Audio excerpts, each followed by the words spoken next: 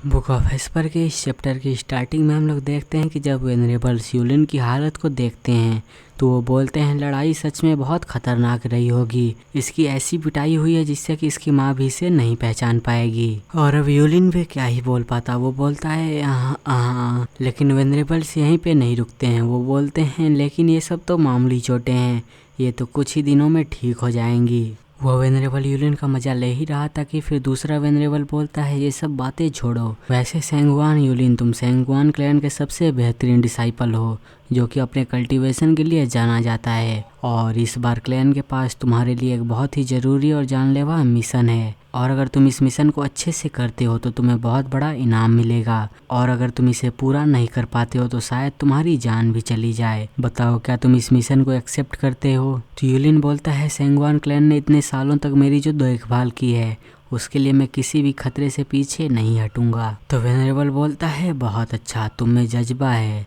तुम्हें पता ही होगा कि मैनर अभी एल्केमिस्ट की भर्ती चालू कर रहा है और कुछ ही दिनों में उनके दरवाजे खुलने वाले हैं, इसीलिए हम चाहते हैं कि तुम एक एल्केमिस्ट बनकर वहां अंदर घुसो, जिससे कि तुम वहां पर घुसकर अंदर का सब कुछ देखकर हमें वो इन्फॉर्मेशन दो, ताकि जब हम अगली बार हमला करें तो हम बेहतरीन प्लान बना सकें। और ये सुनकर यूलिन घबरा जाता है और बोलता है कि आप चाहते हैं कि मैं एक एल्केमिस्ट बनकर नाटक करूं, पर मुझे तो एल्केमी का ए भी नहीं आता। तो एल्डर बोलता है हम जानते हैं सेंगुआन क्लैन में ऐसी टैलेंट की कमी है, इसीलिए ये सिर्फ तुम ही कर सकते हो। एल्केमी में कल्टीवेशन, स्किल और आर्ट्स तीनों का मिलन होता है, जबकि हमारे पास आर्ट्स की कमी है।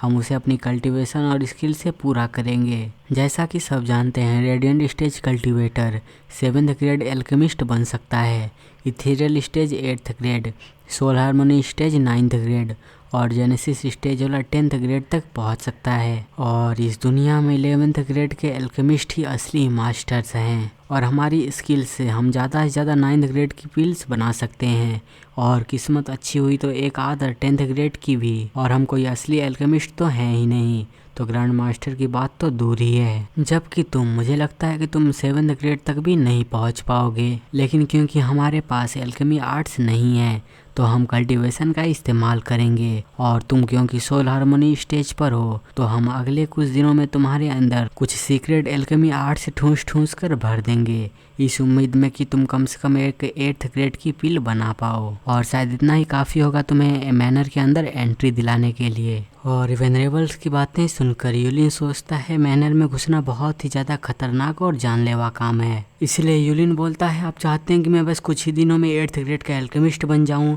ये नामुमकिन है, मुझे एल्केमी के बारे में कुछ भी नहीं आता। मैं मामूली पिल्स तो आसानी से बना लेता हूँ, पर मैंने कभी भी कॉम्प्लेक्स चीज़ नहीं बनाई है। और फिर यूलिन जूफेन को फंसाने की कोशिश करता है और बोलता है ओह आप ब्रदर को क्यों नहीं भेज देते, क्या वो एक एल्केमिस्ट नहीं है? और यूलिन इतना बोलने के बाद सोचता है यहाँ रहने से अच्छा तो यही है कि उस साले सड़क छाप को ही खतरे में डाल दिया जाए। तो वेनरेबल बोलता है यूलिन हमने उसके बारे में पहले ही सोच लिया था, पर वो इस काम के लिए बिल्कुल ही सही नहीं है। जैसा मैंने तुम्हें बताया रेडिएंट स्टेज का कल्टीवेटर सिर्फ 7th ग्रेड एल्केमी तक ही पहुंच सकता है, और असली ग्रैंड मास्टर्स के लिए भी आमतौर पर 8th ग्रेड की ही लिमिट होती है।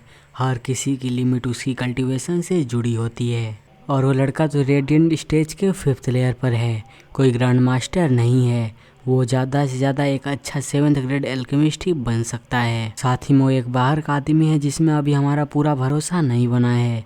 इतना ज़रूरी काम सिर्फ भरोसेमंद क्लैनमैन को ही दिया जा सकता है। और ये सुनकर सेंगुआन यूलिन मन में वेनरेबल्स को गालियाँ देता है और बोलता है कमीने बुड्ढों, तुम्हारी बात का ये मतलब है कि किसी बाहर वाले के बजाय क्लैन के बंदे को मरना ज़्यादा सही है? तुम बुढ़े खुद क्यों नहीं चले जाते फिर? मुझे इस सब में मत घसीटो। और फिर यूलिन इतना सोचने के बाद सीधा उन वेनरेबल से बोल देता है वेनरेबल सर्स आपका ब्रदर को लेकर फैसला नाइंसाफ़ी का है। शायद वो पहले शक से भरा था, लेकिन जो आज उसने लॉयल्टी दिखाई है उसको मैं कभी भी नहीं भूल सकता हूँ। यहाँ तक कि उसने मेरी सर्च में मदद भी की और ये भी प्रूव कर दिया कि वो मेरे ट्रस्ट के वर्दी है। और अंकल क्या आपको ऐसा नहीं लगता है? तो अंकल बोलता है हाँ ये बात तो सही है। और फिर फिजियोंग वेनरेबल से बोलता है मैं वेनरेबल्स को बताने ही वाला था, और जब यूलिन ने जिक्र कर ही दिया तो मैं अब आपको बता ही देता हूँ। आज गुई फैन हमारी किसी नज़र या सर्विलेंस में नहीं था, फिर भी उसने हमें धोखा नहीं दिया। यह उसकी वफादारी दर्शाता है। मुझे लगता है कि अब उसे और उसके बेटे को हमें अपने सर्विलेंस के अंदर रखने की ज़रूरत नहीं है। हमें उन्हें सेंगवान क्लैन का हिस्सा ही समझना चाहिए। आज हमने जो देखा उस हिसाब से उसके अंदर बहुत हिम्मत है। तो वेनरेबल बोलता है, फिजियोंग हमें तुम्हारे फैसले पर भरोसा है, लेकिन मैनर में घुसने का ये मिशन। लेकिन उसके पहले ही सेंगवान यूलिन टोक देता है और बोलता है, आप सभी एल्डर्स प्लीज़ ब्रदर गु को एक मौका तो दीजिए। वो हमारे क्लैन में शामिल होने के लिए बहुत मेहनत कर रहा है। और फिजियोंग यूलिन की बातें सुनकर सोचता है, सिर्फ एक सफ़र करने के साथ ऐसा कैसे हो गया? क्या ये दो मर्दों के बीच मुसीबत बांटने वाला बॉन्ड है? जरूर वही होगा। और फिर फिजियोंग वेनरेबल से बोलता है, वेनरेबल्स गुई फैन एक असली एल्केमिस्ट है। भले ही वो 7th ग्रेड पर हो, पर वो एक हीरा है, हीरा।